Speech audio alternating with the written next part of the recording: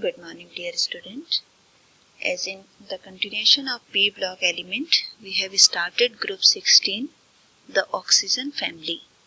As you know that we have already learned in my last video, oxygen family includes oxygen, sulfur, selenium, tellurium and polonium. That family is also known as chalcogens. Chalcogens means ore forming because जितने भी minerals और ores earth crust में हमें मिलते हैं all are either in oxide form or in sulfide form. So this family is also known as ore forming family या फिर chalcogens. ठीक है. The first two members are oxygen and sulfur and both are essential for life.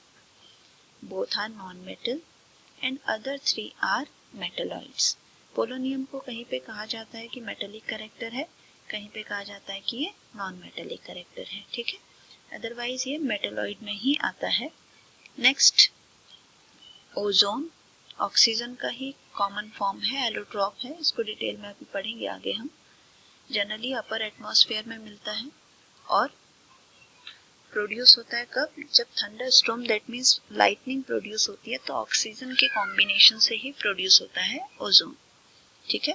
और ozone is important because ये क्या करता है, जो सन से हार्मफुल रेडिएशन आ रहा है उससे लिविंग ऑर्गेनिज्म को प्रोटेक्ट करता है. ठीक है.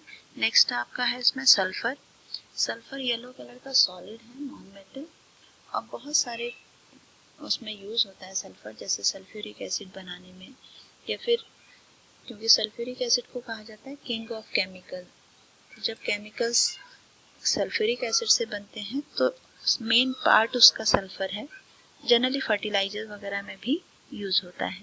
ठीक. इसके बाद नेक्स्ट आपका है सेलेनियम. जैसे मैंने आपको बताया था, सेलेनियम जो है वो इलेक्ट्रिसिटी कंडक्ट करता है, इसलिए फोटोग्राफिक मटेरियल में यानी कि सोलर पैनल बनाने में भी हम सेलेनियम को यूज करते हैं. ठीक है. इसके बाद नेक्स्ट ऑक्सीजन है. आपको पता है कि अर्थ क्रस्ट में अबाउट 20% जो है वो ऑक्सीजन है.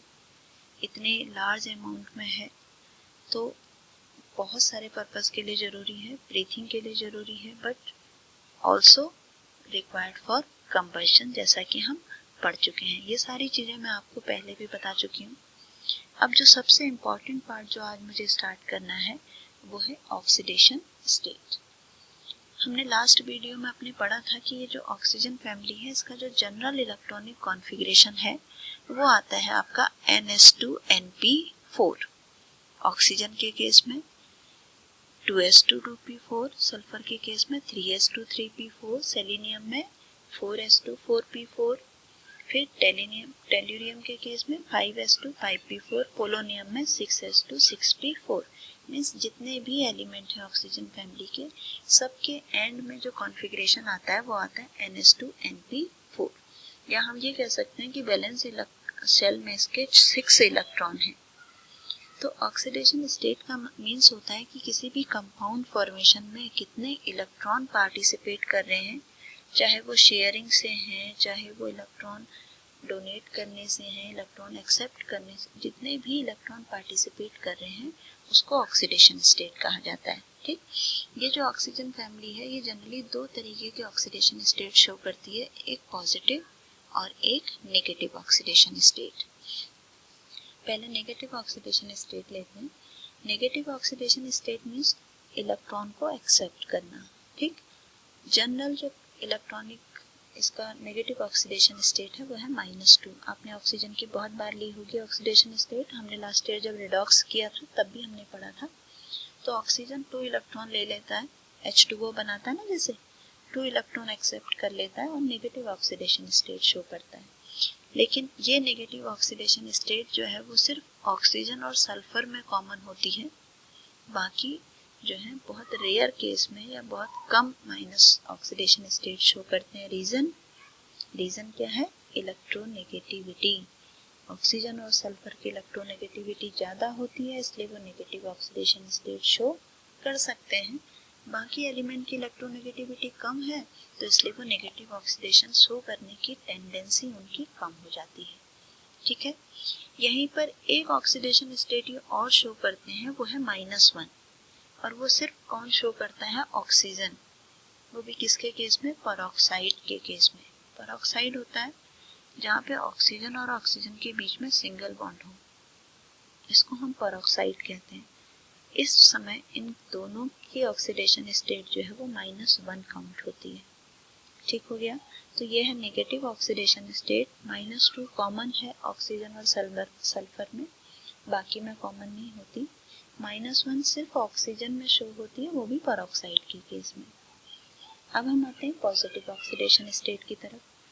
पॉजिटिव ऑक्सीडेशन स्टेट यहाँ पे +2 +4 +6।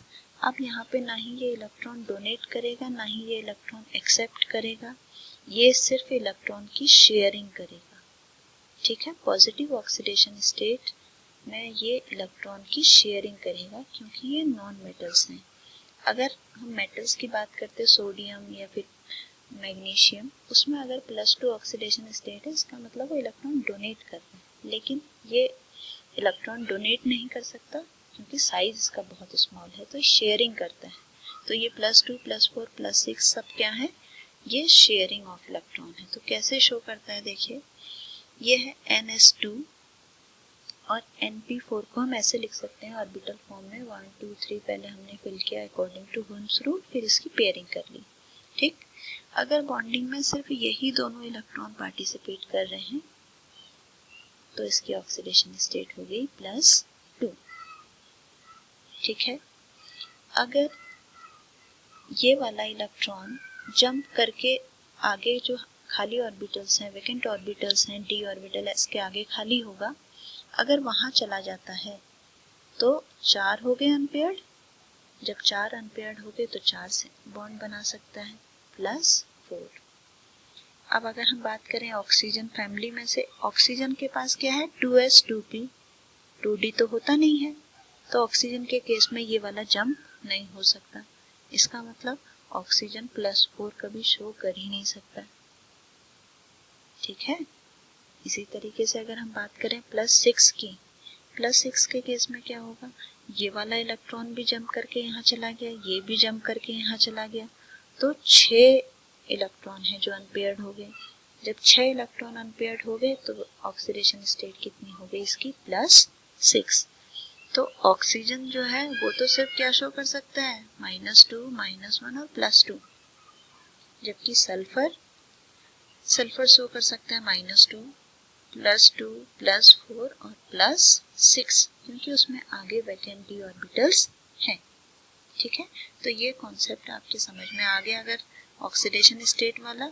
और ये जंप करने वाला, जंप करने के लिए क्या चाहिए? एनर्जी। ये चीज आप ध्यान रखना, अभी आगे क्वेश्चन आएगा, इसको हम डिटेल में भी पढ़ेंगे। ठीक है। तो ये ऑक्सीडेशन स्टेट वाला कॉलम। नेक्स्ट एक छोटा सा पार्ट हम लेते हैं, एनामिलस बिहेवियर ऑफ ऑक्सीजन। ऑक्सीजन का एनामिलस बिहेवियर मीन्स होता है अपने ही ग्रुप के अदर एलिमेंट से अलग प्रॉपर्टी शो करना। ठीक है।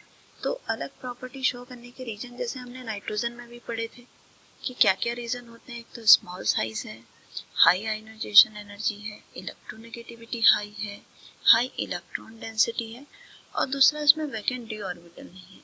इन सारी प्रॉपर्टीज के कारण ये अपने ही ग्रुप के एलिमेंट से अलग प्रॉपर्टी शो करता है। फिजिकल प्रॉपर्टी भी डिफरेंट और केमिकल प्रॉपर्टीज भी डिफरेंट। तो उससे क्या क्या प्रॉपर्टीज हैं जो ये अलग शो करता है, वो है उसी को कंसिक्वेंसेस हम कह सकते हैं कि इसके फलस्वरूप क्या होता है, इसके रिजल्ट में क्या होता है। तो पहला तो बॉन्ड एंथैल्पी बहुत ज़्यादा हाई, बिकॉज स्मॉल साइज है। ठीक है। तो स्ट्रॉन्ग बॉन्ड बनेंगे तो बॉन्ड एंथैल्पी हाई हो गई। Exist as gas, O2 gas की तरह एग्जिस्ट करता है, अभी इसको पढ़ेंगे। O2 गैस की तरह एग्जिस्ट करता है। जैसे हमने N2 पढ़ा था गैस, वहाँ N ट्रिपल बॉन्ड N था, यहाँ O डबल बॉन्ड O है। स्मॉल साइज है, वन डबल फोर्सेस कम होंगे, तो इसलिए वो गैस की तरह एग्जिस्ट करेगा। दूसरा p-pi bond formation tendency. p-pi क्योंकि स्मॉल साइज है तो p-pi बॉन्ड फॉर्म करता है। स्मॉल साइज होने की वजह से नॉन मेटालिक कैरेक्टर है। नेक्स्ट है inter electronic repulsion. Inter electronic repulsion का मतलब कि जब बहुत छोटा साइज है तो इलेक्ट्रॉन डेंसिटी ज़्यादा है। जैसे ही दो एटम एक दूसरे के क्लोज आएंगे, इलेक्ट्रॉन डेंसिटी इतनी ज़्यादा है कि अदर इलेक्ट्रॉन जो बॉन्ड नहीं बना रहे हैं वो इलेक्ट्रॉन रिपेल करने लगते हैं, जिसकी वजह से वो बॉन्ड जो बन रहा था वो वीक हो जाता है। उसी को हम कहते हैं इंटर इलेक्ट्रॉनिक रिपल्शन। और इस नेक्स्ट है मैक्सिमम कोवलेंसी 4। या तो ये दो सिंगल बॉन्ड बना ले, या तो ये एक डबल बॉन्ड बना ले, और या फिर ये दो कोऑर्डिनेट बॉन्ड बनाए। इस तरीके से इसकी कोवलेंसी, क्योंकि इसमें वैकेंट ऑर्बिटल नहीं तो इसलिए इसकी कोवलेंसी ज़्यादा नहीं हो सकती है। ठीक है बच्चों, तो आज आप इसको कंप्लीट करेंगे, कल हम इसके कंपाउंड्स पढ़ेंगे और फिर इसको कंप्लीट करेंगे। Thank you.